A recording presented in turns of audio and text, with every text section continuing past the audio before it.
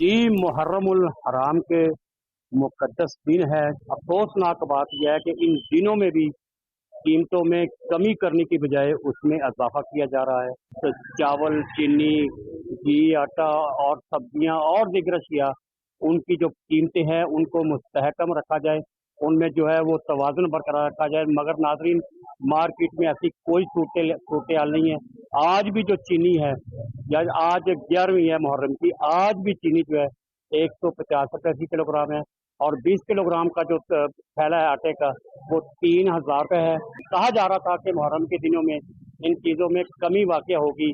जो सब्जी है बिलखसूस जो है घिया कद्दू है, मतलब आलू है, बैंगन है, अरवी है और दीगर जो सब्जी हैं, टमाटर है, प्याज है, अदरक है, लहसुन है।